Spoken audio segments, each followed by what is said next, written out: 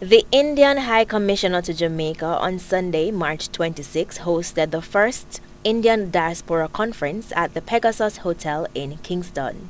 Indians of diverse backgrounds from across the island came to support the growth of the Indian community. Indian High Commissioner His Excellency Masuku Rangsong welcomed over 300 patrons, including nation leaders and many other movers and shakers of Jamaica's economy. Commissioner Rangsong said the day is geared toward giving people a glimpse of Indian history. The objective is, of course, to get all the Indian diaspora together and see how they have been in this country for a long time, and it is also a platform providing them, especially of those second, third generation and the young people who we expect that they will come in here, to give them the opportunity to reconnect with the country of the origin or the country where they have descended from. Our history, many younger generation will not know what exactly is our history when they came in here 177 years ago, and all this very digits and all this journey that they have come through their grandparents, great-grandparents and their parents wearing the torch of preserving the Indian culture of all these years. The afternoon was highlighted by two major panel discussions, which were directed at the Indian Jamaica identity and the creation of new opportunities in the spirit of Jamaica's motto, out of many, one people. The cultural minister, in her contribution, says her ministry shares the Indian aspect of Jamaican culture. However, limited funds cripple creativity. I give support to the Husay Festival and to Indian Arrival Day, but it's not enough. It is just not enough. I mean, I know, for example, Indian Arrival Day this year, which is being held on May 14, it's going to cost them $5 million, and it's modest, but a lot of volunteer work goes into it from the communities. $5 million. I can only find two. So we need to take the Indian culture more seriously. And those who have been passionate about it, most are from the inner city communities and the rural communities. So they cannot afford it, but they are so passionate about their roots and their origin. They keep the culture alive. Moments after Minister Grange made her declaration, $500,000 was pledged on spot to contribute to Indian Arrival Day in Jamaica. From the Diaspora group of companies and Indies farmer, I would like to donate 10% of your budget for the India Day arrival.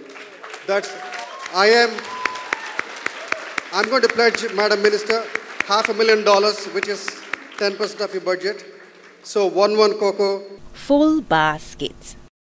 In focusing on India's growth as a nation and assets Indians bring to Jamaica, Senator Hill, in his keynote speech, stated that he employed 14 Indians to help him turn around the National Commercial Bank whilst being the CEO. I brought 14 of those diaspora Indians with me to help me turn around NCB. I couldn't do it without them. Could not do it without them. And they were vital to the success of implementing the Finacle software, which was brought from Infosys, along with the hardware infrastructure, as I came to run the bank as its CEO. The question was asked, how can business between the two nations be improved? Councillor Venetia Phillips believes reigniting the Indian business and culture as the first step, coupled with working with the Indian High Commission, municipality, and other nation leaders. The reality is that there is an absence of that sense of the Indian culture in our communities today, and so we have to restore that. Already, Jamaicans have adopted curry goat as part of the national dish next to ackee. Now we need to broaden that. We heard earlier where we need to look at how the knowledge-based industry is imparted. But if the communities are not involved, then the buy-in will not happen, and that expansion that we seek will not take place.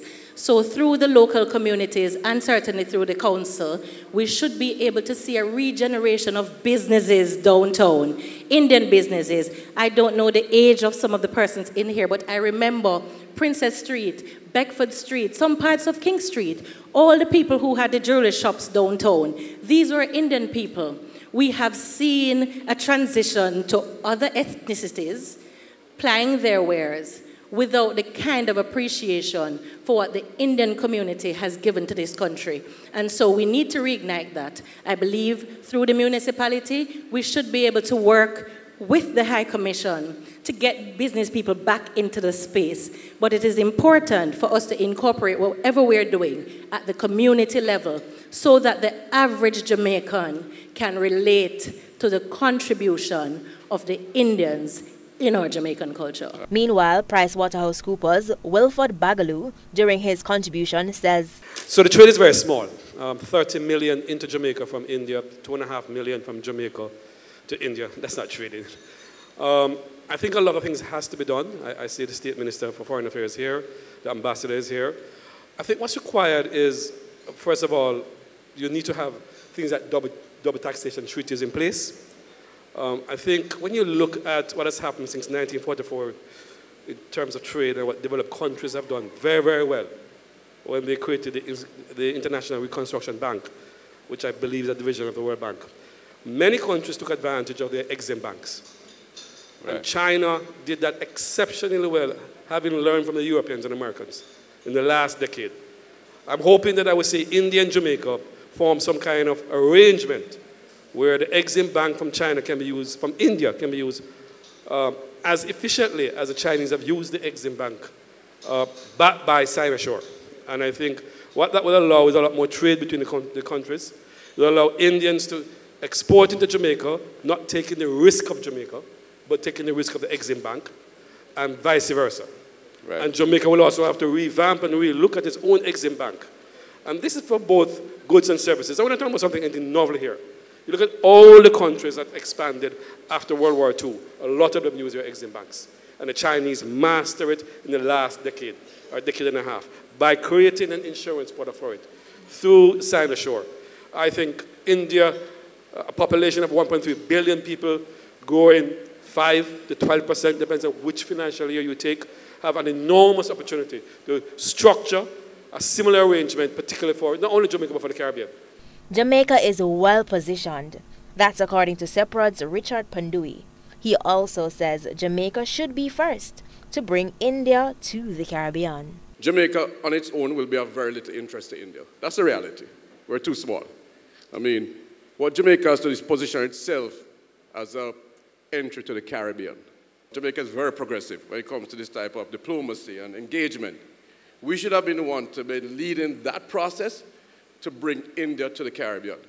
So we keep talking about Jamaica, and we're so proud, and we're so big, we're passing the Kuche, whatever, but all irrelevant. Right. All irrelevant. When it comes to making material change to our conditions, to creating wealth, we're going to have to sell ourselves as a region. And Jamaica is very well positioned to that. If we don't move super fast, we're going to lose that advantage. So to me, that's a very important factor. And I want to step back. We talk about Indians coming to Jamaica as indentured servants, etc., laborers. It's ironic where we are today. The Indians came to fill an economic need because there's a shortage of workers after slavery was abolished.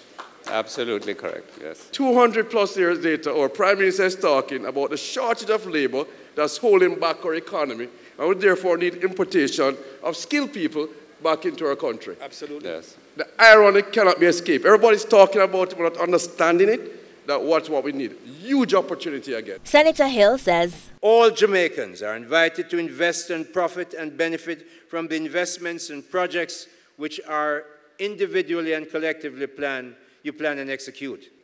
I admire and support the Indian diaspora in Jamaica. I really do. Indeed, everywhere I have lived, and High Commissioner Masakwe Rungsung, I admire and congratulate you, Madam Zing, and your entire team for putting on this special and outstanding Indian diaspora event right here in Kingston. And thank you to the entire Indian diaspora in Jamaica for the many numerous contributions you have made to Jamaica, culturally, educationally, and economically, to Jamaica's growth, welfare, and well-being. This is Danielle Brown reporting for CVM TV.